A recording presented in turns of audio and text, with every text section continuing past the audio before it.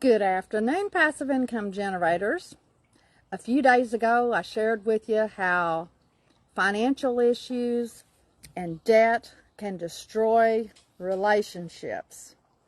I had a lot of you text me, send me messages, ask some questions, and I thought I would follow up today by giving you something special.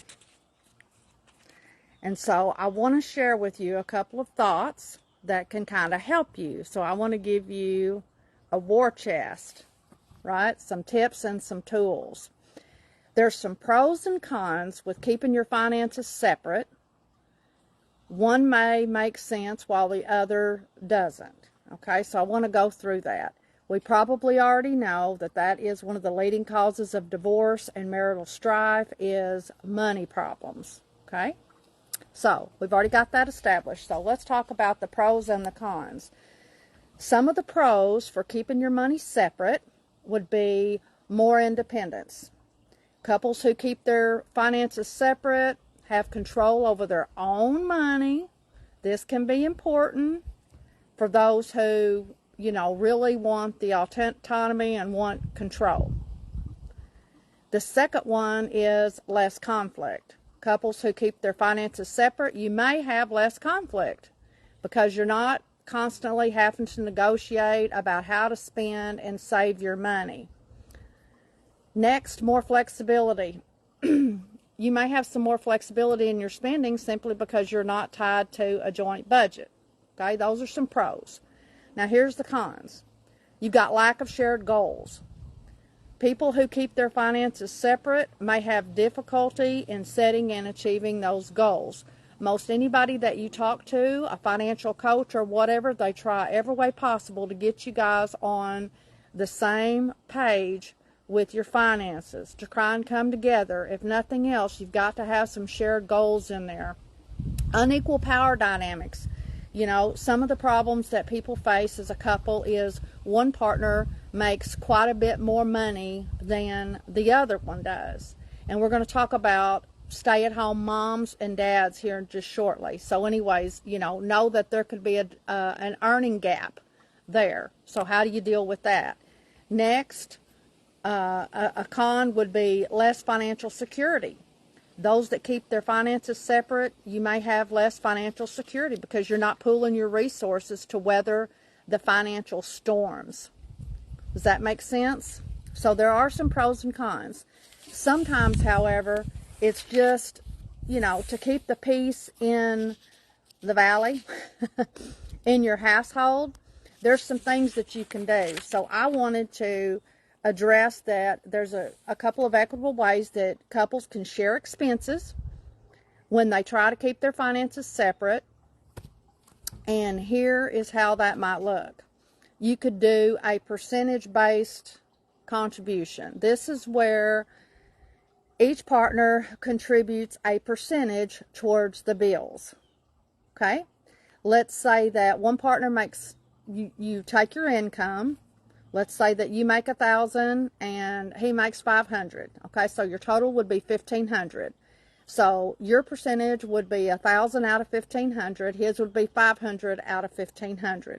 So that would be the percentage-based contribution, and each one of you would contribute that much towards each of the debts. Next option might be a fixed dollar contribution. Each one of you might contribute a fixed amount to a joint account that's used to pay for shared expenses. For example, both of you might agree to put $500 a month each to a joint checking account, and that's what you use to pay your bills. Okay, that's a fixed dollar amount. Another one might be a combined budget. Each partner just contributes their share of the shared expenses. That was a little bit hard to deal with, and I really don't recommend that one at all. Another one could be just split expenses. Each partner pays for their own individual expenses, like your personal care, entertainment, clothing, and all of that stuff, and then shared expenses, rent, utilities, groceries, are split evenly.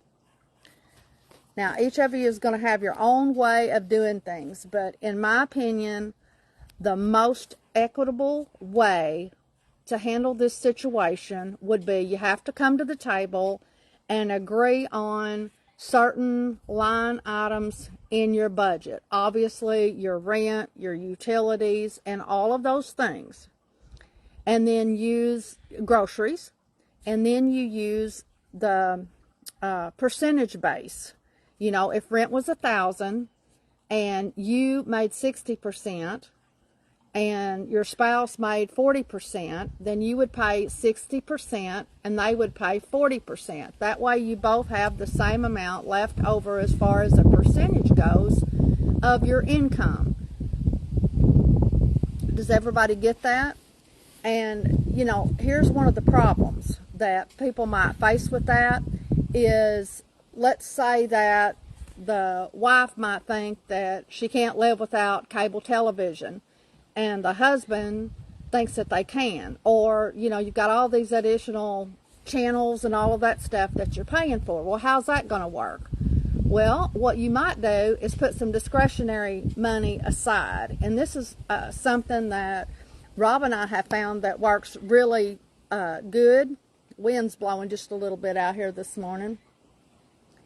And, you know, we have our shared goals, you know, and our bills and all of that stuff. And then we have the extra, and that's our discretionary fund. So we have agreed that each one of us is going to get like a slush fund of X amount of dollars. So when payday comes along, each one of us gives X amount of dollars apiece, and we don't care what the other one spends it on. I don't go in there and look and see what he's used his money for, and he doesn't look and, you know, tell me what I can spend my money on. So if I want to go get my nails done or my hair done, or, you know, buy something, you know, whatever that might be, it's okay. I use that out of my slush money, and he does the same thing out of his. That has really eliminated a whole lot of stress in our marriage over what we each find that is important, what we want to spend our money for. It really is. That has just been a wonderful, wonderful thing that we have done. So, again, you might have some ideas. Feel free to share those with me.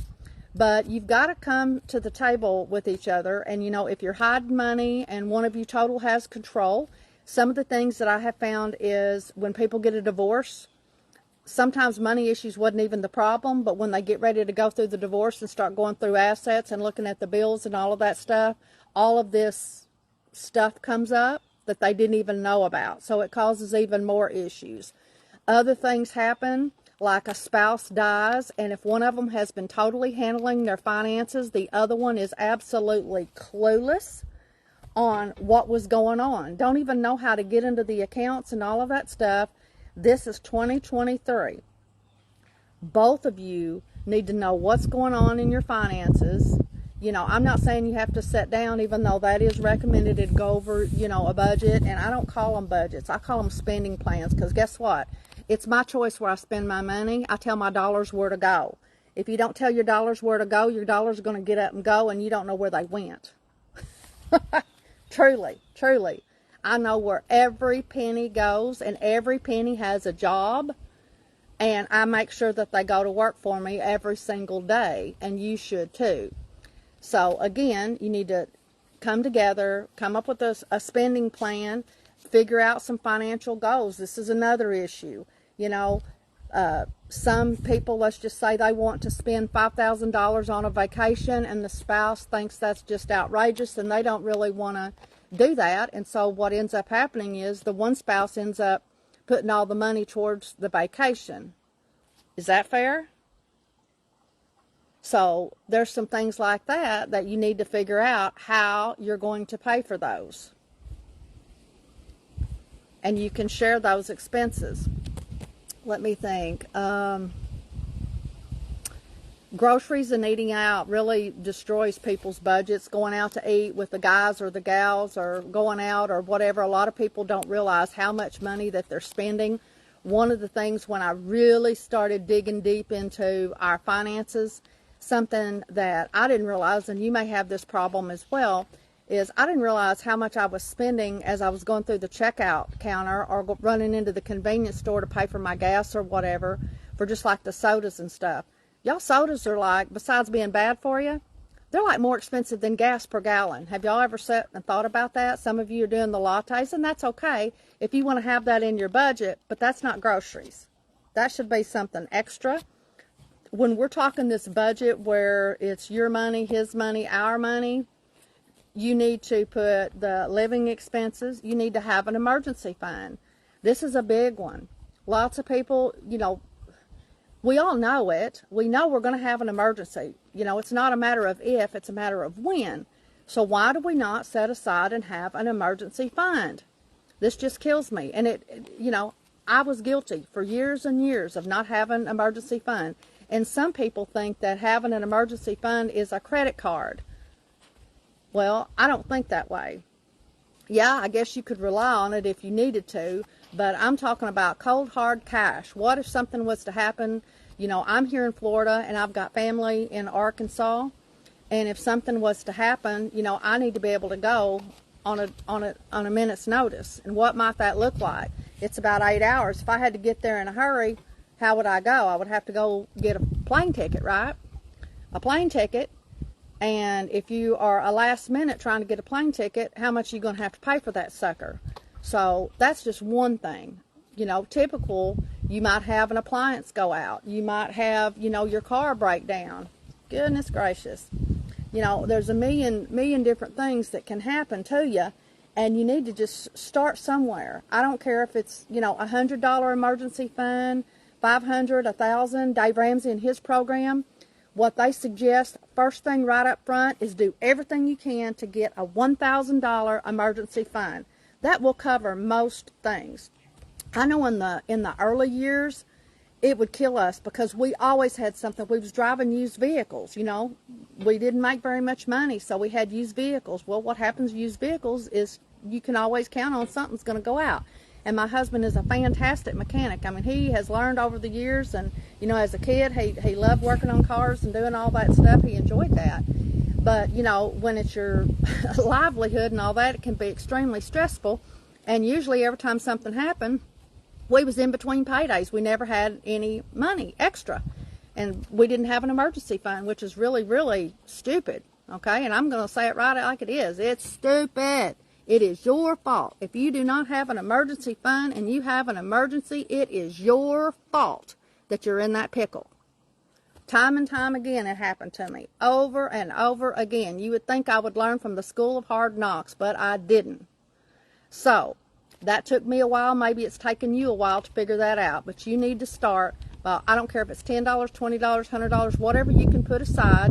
Put aside $1,000 cash just as fast as you can. You would be surprised as your bank account goes up, how much peace of mind that you will begin to have.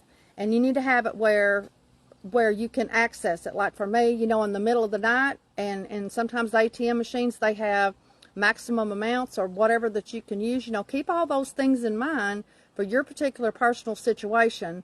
Maybe you want to get a fireproof safe and just have some cash stashed somewhere where if something happened that you would have that to do it. I'm here in Florida. So what do you think I always have to think about? Hurricanes, right? You need a bug-out bag where if something happens, we need to be able to go in a minute's notice and have money for a hotel and all of those things in place in case of an emergency. So, again, just wanted to give you kind of a financial war chest for couples to try and put you on a track towards where you can live with each other without killing each other over your money. The best case scenario is if you can get on the same page together and create some goals together. And if you can't totally agree to disagree, then you need to agree to disagree. Let me just back that up. And keep your finances separate, but you have to come together as a team. And one thing I want to share with you, because I see this more often than not, one spouse is hiding money from the other, or they don't tell their spouse exactly how much money that they're making. That's really ridiculous to do that. I mean, what does it matter? What's the deal? There's an underlying issue there of trust. So you can keep your finances separate, but you need to be clear up front with how much each of you are making so that you can figure out a plan that's equitable. And ladies, your husband is not your retirement plan. I've said that a million times over and over again. So you need to make sure that you know how to take care of your finances. And guys, I'm going to talk to you right quick. Come here, listen to me just a minute. Because most of the time it's the women that are taking care of the money.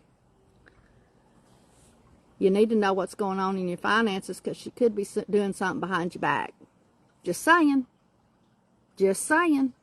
And ladies, guys can be doing the same thing.